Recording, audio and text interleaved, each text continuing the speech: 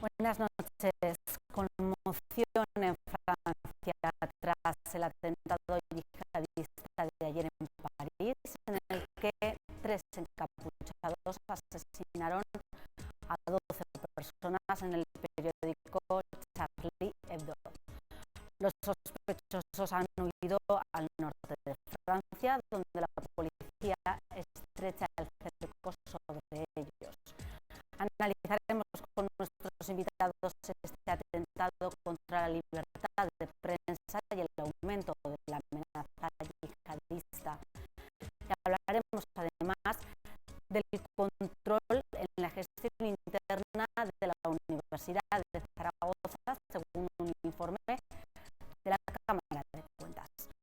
Para hablar de estas cuestiones nos acompañan esta noche en esta mesa de redacción Emilio Lacambra, hostelero. Emilio, hola, buenas tardes. Carlos Aparicio de UPyD. Carlos, buenas noches. Buenas noches. Y Lola Ester, periodista. Lola, buenas noches. Buenas noches. Bueno, comenzamos con esta terrible noticia, un terrible atentado cometido por 3 yihadistas encapuchados que se han asesinado a 12 personas que se encontraban en el periódico Charlie Hebdo, algunos de ellos periodistas, otros eran policías. Los 2 de estos encapuchados se han dado a la fuga, se han refugiado en una región al norte de París. La policía ha desplegado un fuerte dispositivo para su captura, ha creado una alarma internacional. ¿Cómo valoráis esta situación?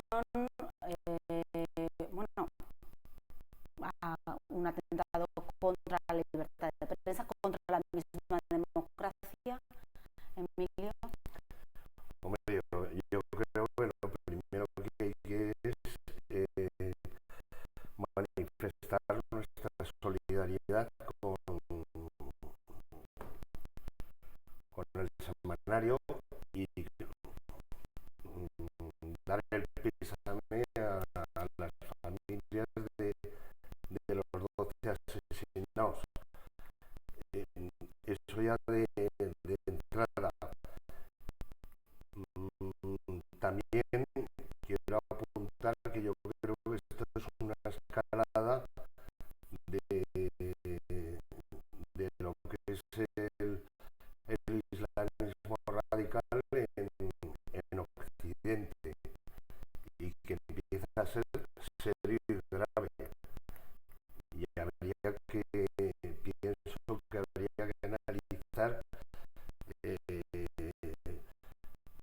todo lo que hay detrás del islamismo radical y sobre todo qué está pasando en Occidente con las colonias musulmanas que viven en Europa, ¿no? Tanto en Francia como en Alemania o en España. En fin, eso como primera reflexión, ¿no? Carlos, pues tu primer análisis. Bueno, pues coincido con Emilio. Yo creo que ante todo la solidaridad, no solamente con los periodistas, que creo que es una profesión que últimamente estamos viendo de mucho riesgo, sino que es realmente ha sido un atentado contra Europa y contra nuestra forma de vivir y contra la propia democracia, porque yo creo que alguien que atenta contra la libertad de expresión y contra la libertad de información está atentando contra los principios de la democracia, y creo que tenemos que ser inflexibles, y lo que ahora no deberíamos hacer sería lo que probablemente ellos pretenden,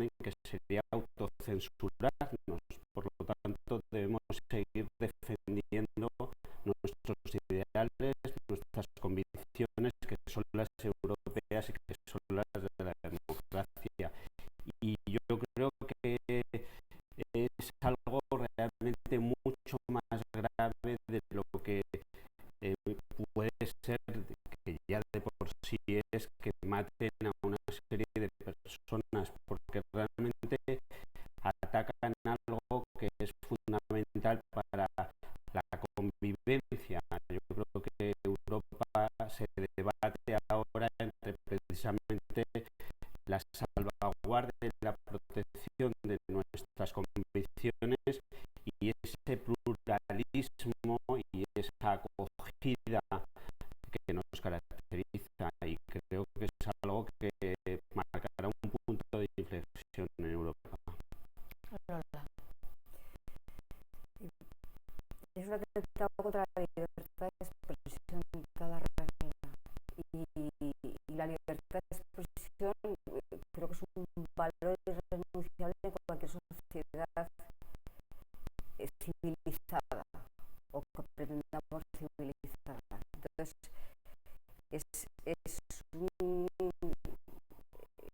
no sé, una bomba de relojería que efectivamente dices, tú has dicho, no deberíamos atemorizarnos y tal, pues ya hemos empezado, porque el New York Times hoy decía, igual hay que bajar un poquito el listón y el pistón, pues porque podemos ofender y herir. Y no sé qué se puede ofender y herir.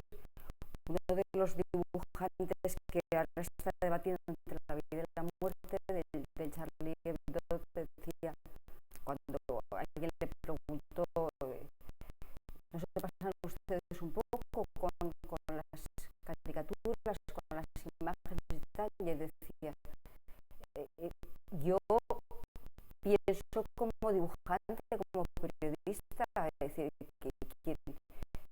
yo soy primer ministro, yo no soy un presidente del gobierno, ellos tendrán que medir algunos discursos, pero yo no. Entonces, es decir, esto sería, es que estamos asistiendo, y a mí es lo que me aterra, estamos asistiendo a una profundización del radicalismo islámico, que sabemos que son unos cuantos, que están muy bien financiados, que les están financiando los gobiernos más poderosos, los estados más poderosos que rigen y que controlan el mundo del petróleo, y les están financiando ellos. Que la mayoría de los musulmanes son las principales víctimas de estos integristas, las principales víctimas, pero están muy calladas. Yo de verdad tengo verdaderas ganas y verdadera necesidad de escuchar a los musulmanes de bien, que son la inmensa mayoría, ponerse en pie contra esta gente y cortarles los pies, porque estamos viendo que hace unos años Huntington, cuando escribió su alianza de las su choque de civilizaciones, y pronosticó que después de la Guerra Fría vendría una guerra de guerrillas religiosa, pues parecía que era ciencia ficción. Estamos viviéndola. Pues, entiendo que habrá que frenarlos de alguna manera. Lo estamos frenando en Occidente, porque Occidente, pues en fin, para bien o para mal, somos bastante más civilizados que algunas otras culturas, y van a atacarnos en el corazón propio de nuestra propia identidad, de nuestra propia sociedad. ¿Cómo puede actuar Europa frente a esta yo lo situación? que quería apuntar, que me ha sorprendido, una noticia que se ha producido, me parece que fue antes de ayer,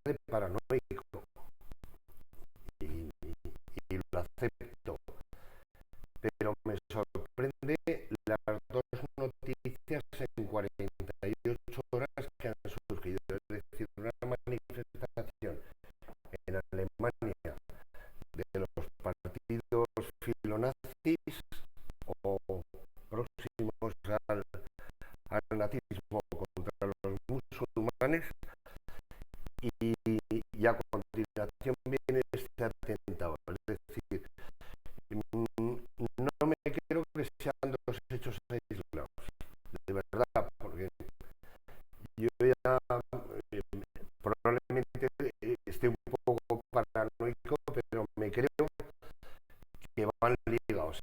Y siempre pienso que hay una mano negra detrás.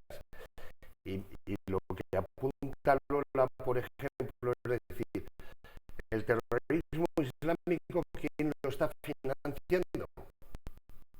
¿Quién está financiando a los islamistas que están luchando en Siria, a los que están luchando en Libia, a los que están luchando en Irak? ¿Quién lo financia? Porque quien lo financia es el que se da abrazos con nuestro jefe de Estado, con el señor Obama, con el señor Hollande, con el anterior, con Sarkozy.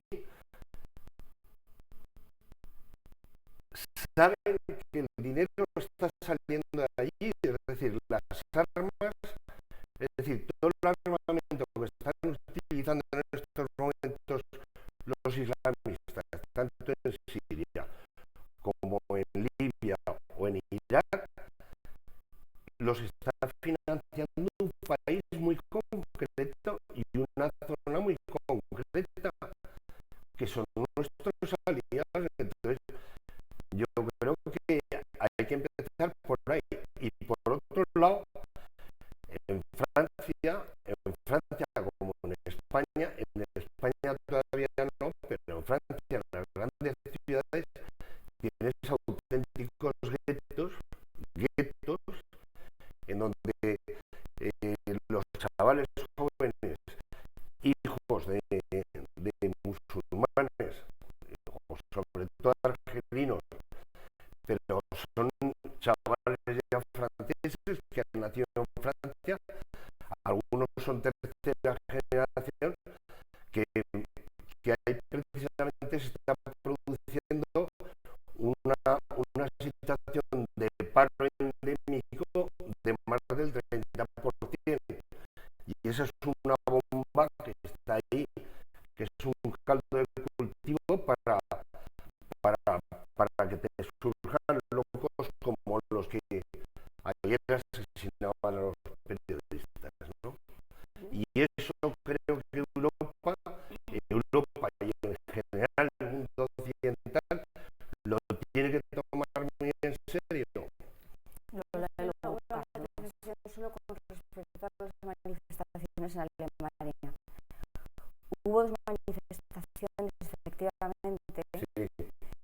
Pero luego hubo algunas muchísimo más numerosas en contra de las manifestaciones xenófobas. Claro.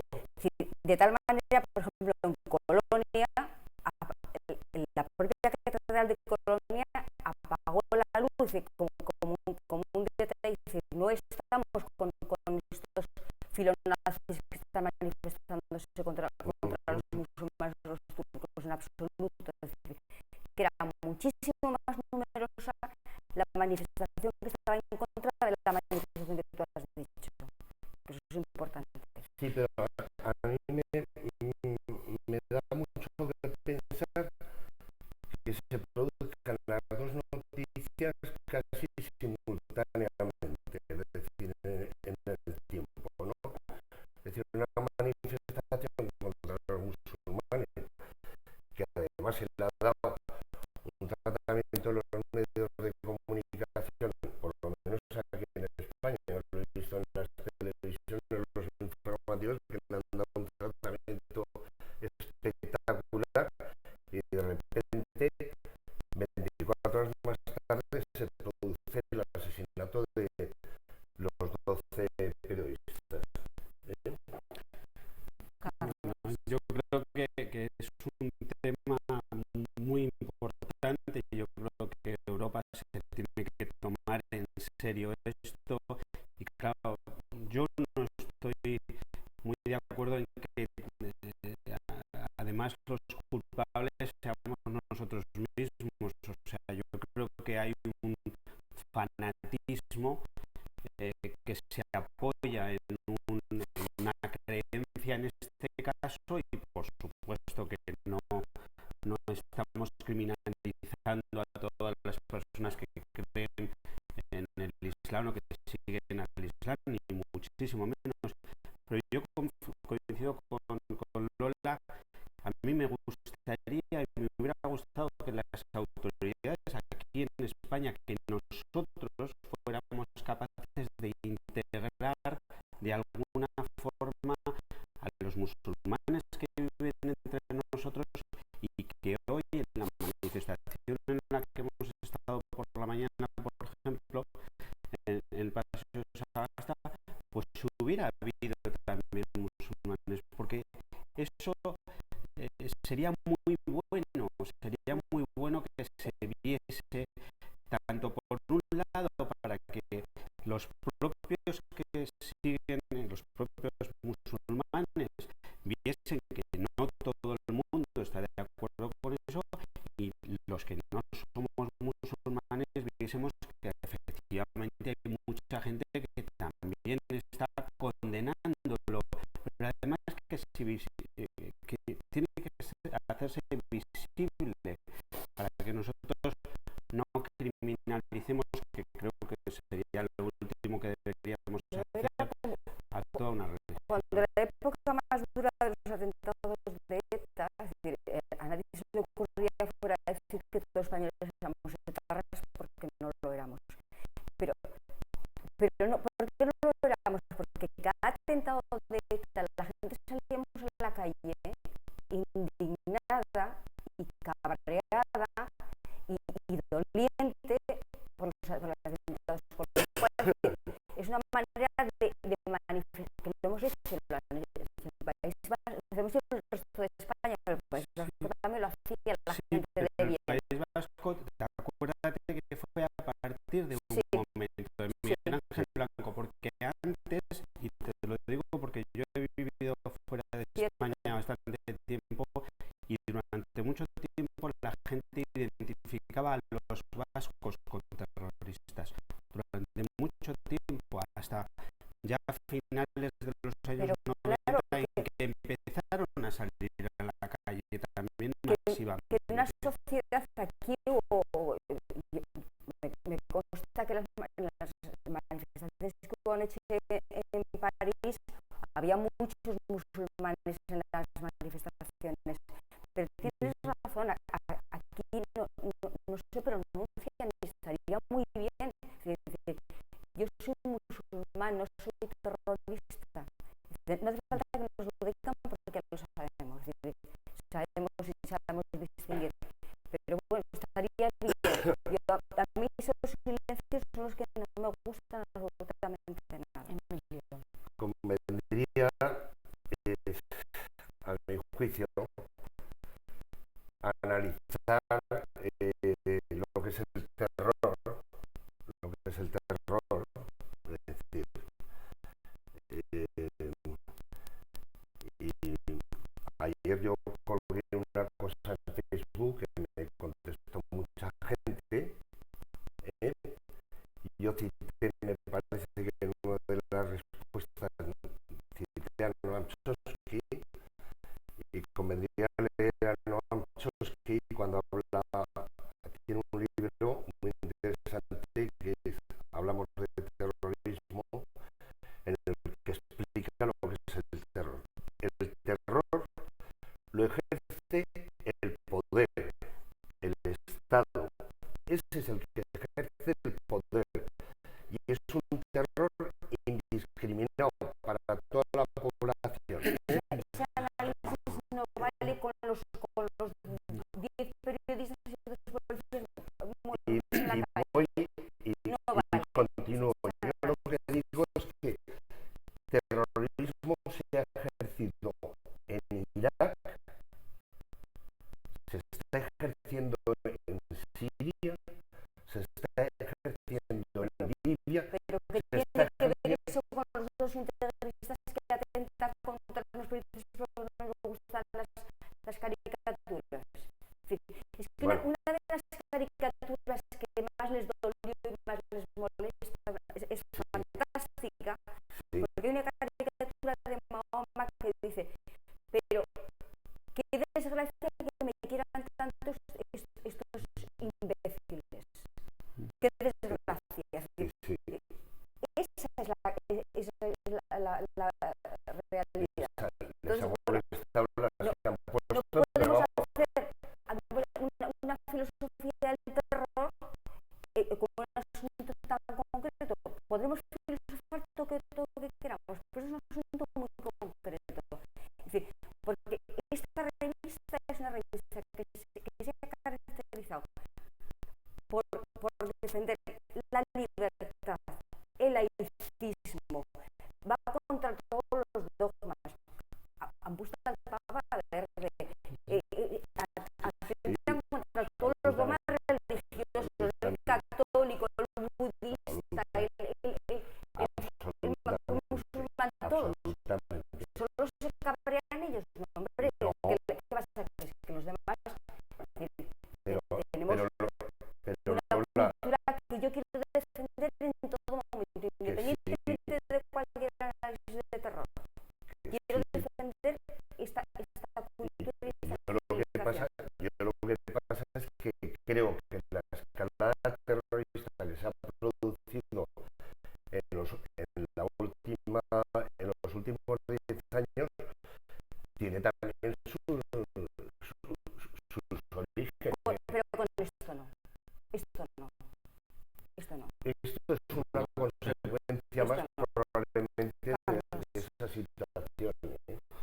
Bueno, Probablemente una consecuencia yo más. creo que no debemos olvidarnos, independientemente de que haya gobiernos que hayan podido cometer algún error o incluso alguna infracción o hayan podido presionar, de que aquí hay unas creencias que llevan a cabo una serie de fanáticos, no olvidemos, porque quiero decir, yo creo que hay gente que sigue el Islam de una forma moderada, pero hay gente que es fanática y que lo que quieren es imponernos a nosotros por la fuerza su forma de vivir y su modo de ver la sociedad. Y eso es lo que tratan de hacer. Y lo tratan de hacer gente no ya que sean de Libia o que sean de otros sitios, esos son franceses y han nacido en Francia. El origen puede ser de otro sitio, pero son franceses, se han criado en Francia. Y la revista esta lleva mucho tiempo y ha ido contra Pompidou, contra Giscard, contra Mitterrand, contra Chirac, contra Sarkozy, contra Hollande, pero no ha podido ir contra el Islam. Yo creo que ahí yo creo que es una clave. Aquí se ha atacado la República realmente, los valores de la República, que es lo que ellos no conciben, los fanáticos lo que no conciben es la democracia y no la conciben sino terroristas. Lo que teníamos aquí, yo no creo que aquí el Estado ejerciese una presión sobre los terroristas vascos en ese sentido, los terroristas de ETA, y sin embargo mataban. Es decir, por lo tanto, el terrorismo lo que trata es de cambiar la forma, la política a través de la violencia. Y ese es el objetivo. ¿Qué está pasando para que ciudadanos franceses, en este caso, pero de otras nacionalidades, abracen este tipo de extremismos y se vayan incluso a esos países a unirse a esas fuerzas para ejercer el terrorismo o la guerra? ¿Qué es lo que está pasando? La crisis que genera estragos en todos los sitios. Estamos hablando, recordáis, hace unos años, en 2005, aquellos gravísimos incidentes en París, las Banlieue, había, fue una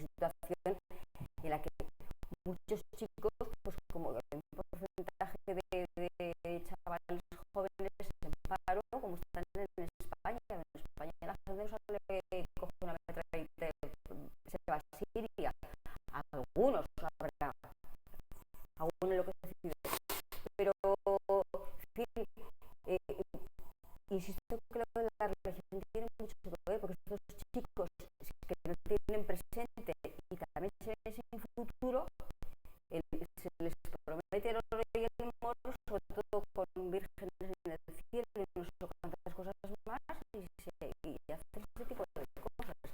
Pero que es curioso porque estos de ayer, a diferencia de cualquier otro suicida que vemos que se inmola, que se cree estas cosas y se inmola, los de ayer eran auténticos paramilitares, muy preparados, con lanzacohetes, con Kalashnikov, con la sangre fría con la que matan a un policía, con la sangre fría y la serenidad con que el que va corriendo y pierde un zapato se para, lo coge y lo coge. Una sangre fría que no tiene nada. A mí eso me inquieta muchísimo y me imagino que, en fin, a las autoridades francesas, españolas y todas europeas les tiene que inquietar muchísimo la sangre fría de dos tipos que no son esos locos solitarios que van por ahí. No. Bueno, pero la escalada del terrorismo islamista, aunque ha estado ahí latente desde hace 20 o 30 años, ha habido atentados en los años 80, en los 90,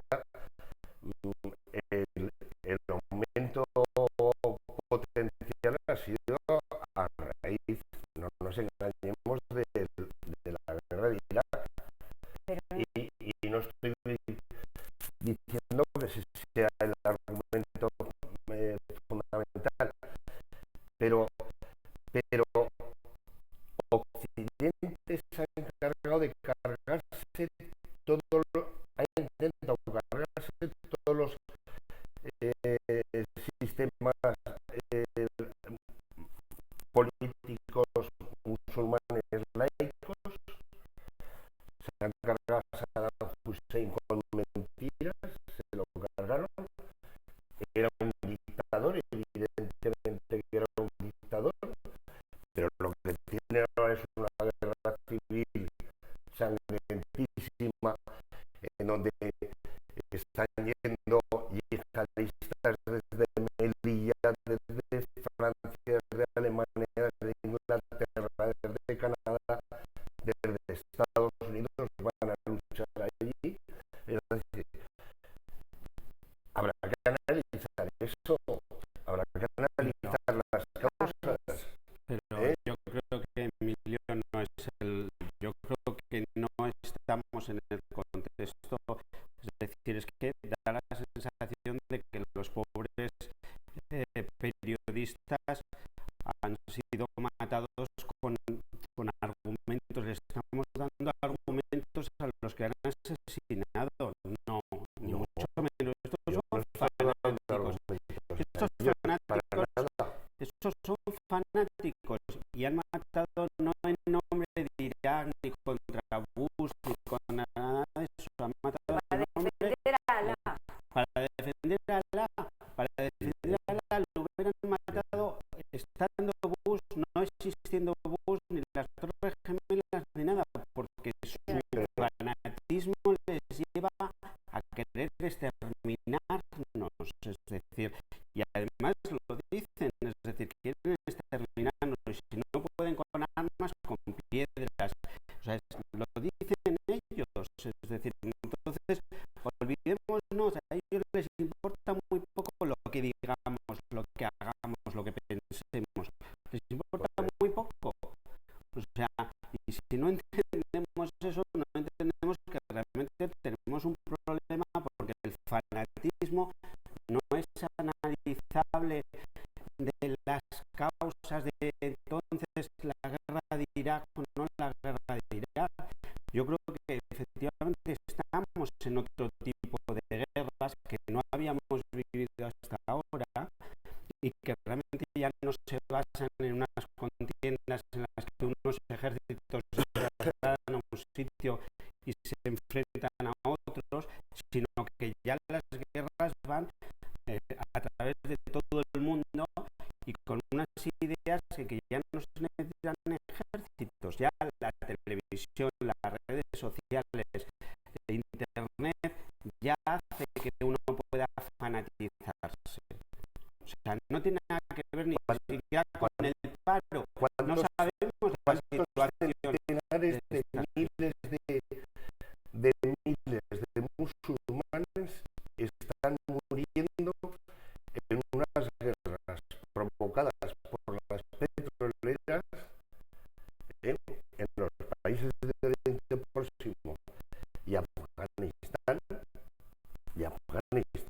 también, que también es una guerra con intereses petroleros.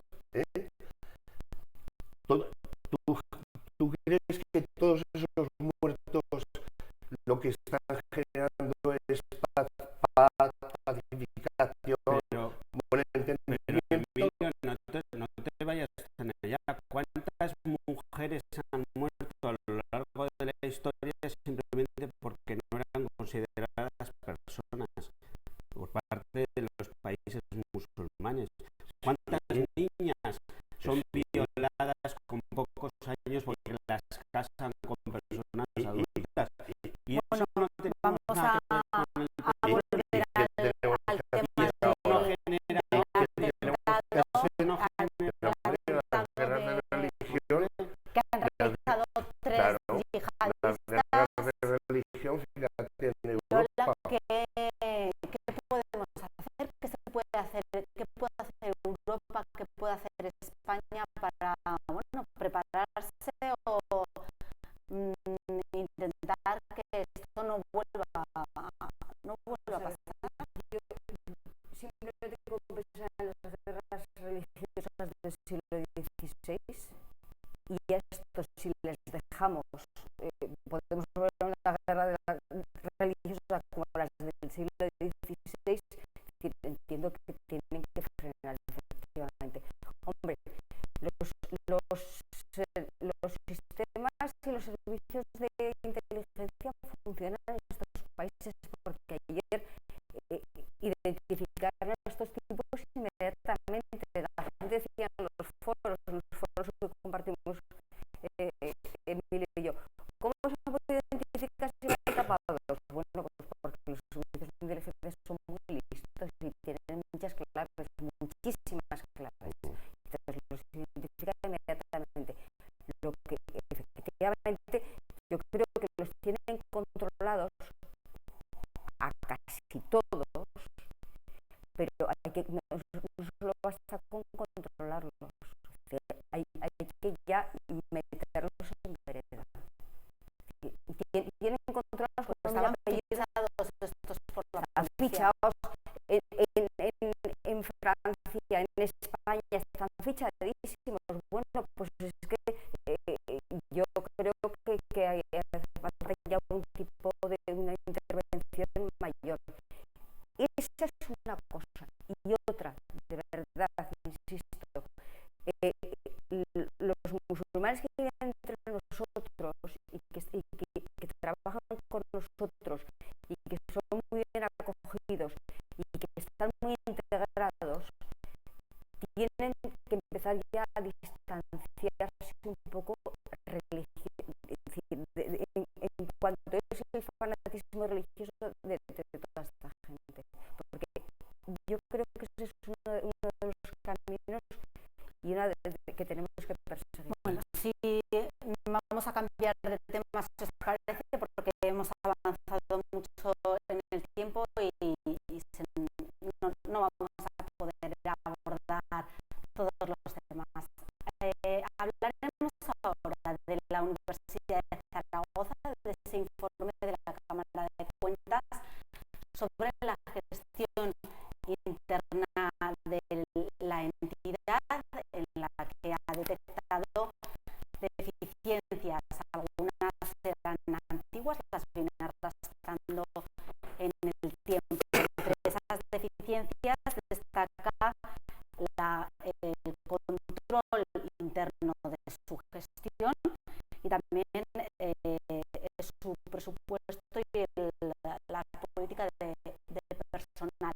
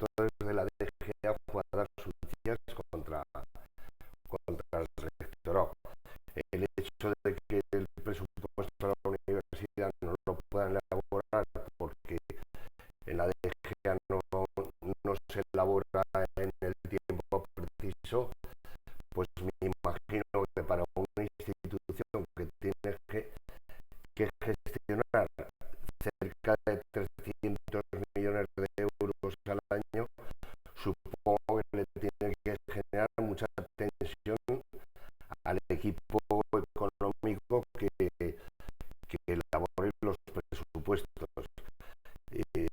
Yo creo que por ahí empieza un poco el tema, al margen de que las irregularidades que han denunciado el Tribunal de Cuentas son irregularidades, efectivamente, y su obligación es que las denuncien, pero vamos, entiendo que no hay un problema de una gestión corrupta ni nada que se le parezca, ¿eh? Carlos. Bueno, yo creo que la autonomía que tiene la universidad reconocida sin control pues lleva al exceso de la arbitrariedad. Yo creo que es muy bueno lo que está sucediendo en España, y es que poco a poco no solamente las instituciones políticas, propiamente políticas, están siendo puestas sobre la mesa y se les está exigiendo transparencia, sino que a otras instituciones que estaban muy cómodas y que realmente nadie les pedía explicaciones y nadie les pedía cuentas, por decirlo de una forma clara, pues se les está pidiendo, y es muy bueno que la universidad también rinda cuentas, y es muy bueno que nos informen del tribunal,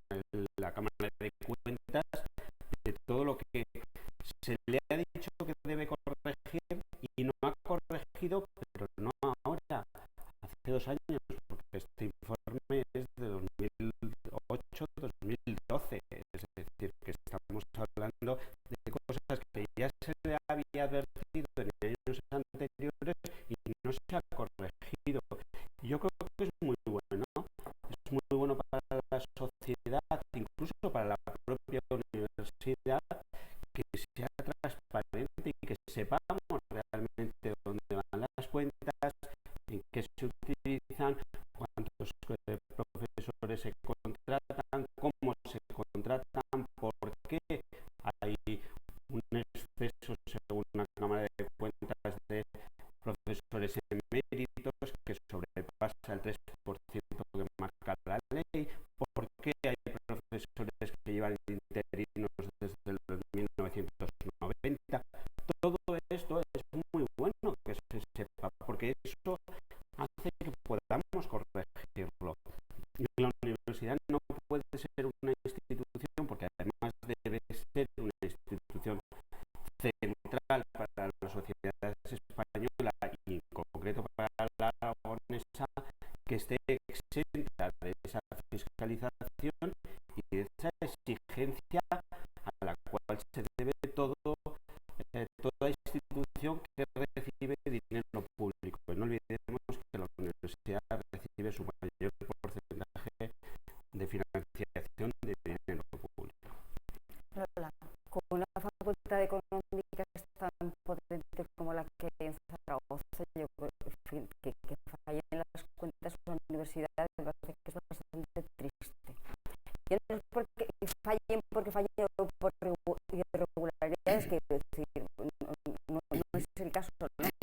Pero efectivamente hay un exceso de profesores eméritos, 180 profesores eméritos, en unas condiciones súper favorables, mientras que casi un 45% de profesores tienen contrataciones temporales malísimas. Entonces, eso no encaja.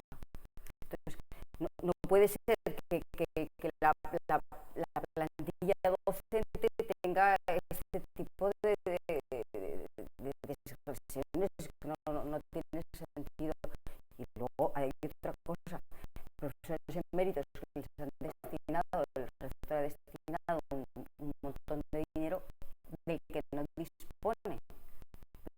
si dispones para profesores que a su vez están cobrando una jubilación, no tiene sentido dejar una parte de la plantilla de profesores muy interesantes y muy necesarios pagándoles, en fin, un salario que es miserable. Y al mismo tiempo tampoco tiene sentido que la matrícula hoy el coste medio de un alumno hoy sea 1000 y pico euros más caro que hace 3 o 4 años, con los recortes que hay de la universidad y sobre todo de salarios, etcétera. Entonces, allí algo no encaja y efectivamente tienen que meter mano y, en fin, a lo mejor el rector tiene que llorar un poquito menos y ponerse a remangarse un poco, insisto, con buenos catedráticos de economía aplicada que hay en la facultad y empezar a hacer cuentas que no sean rosarios. A mí me ha asombrado la noticia que hoy publicaba Heraldo de la denuncia que hace la Cámara de Cuentas de la unidad de control, que son poca gente, ¿no? 4 personas y el rector. 4 miembros que están nombrados por el rector, pero me hace gracia que lo diga la Cámara de Cuentas, que al final la Cámara de Cuentas quien los nombra.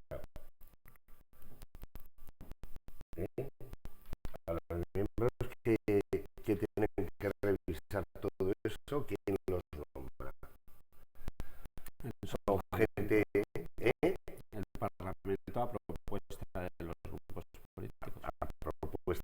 a propuesta de los grupos mayoritarios que gobiernan, claro, a controlar sobre todo las suyas, ¿no? Pero independientemente de eso, la Cámara de Cuentas pero se yo digo que se está manifestando por un trabajo la muy bien Cámara de hecho, Cuentas Claro. está denunciando de que Sí, la unidad bien. de control de la universidad depende del rector y tal, es decir, bueno, ¿y usted de quién depende? Claro, Pero ya no es tanto la dependencia como que 4 personas estén controlando toda la economía. Es decir, yo creo que, insisto que tenemos una facultad económica fantástica, así que es que, oye, ¿por qué pongo a trabajar a becarios? Seguro que trabajan muchísimo mejor. menos y Una unidad de control, seguro. competente tienen el mismo Por eso. facultad Pero económica, algunas de las cosas que ponen sobre la mesa la Cámara de Cuentas no son una cuestión económica puramente, es una cuestión de hábitos, De procedimiento. protocolos, de procedimientos. La Cámara de Cuentas hace alusión a que no hay un protocolo de horarios, de control de horarios, de investigadores, o sea, eso no tiene que ver con una cuestión de cuentas. Nadie está diciendo aquí que alguien se haya llevado el dinero, sino la forma de gestionarlo. Por lo tanto, eso también es muy importante, porque además yo siempre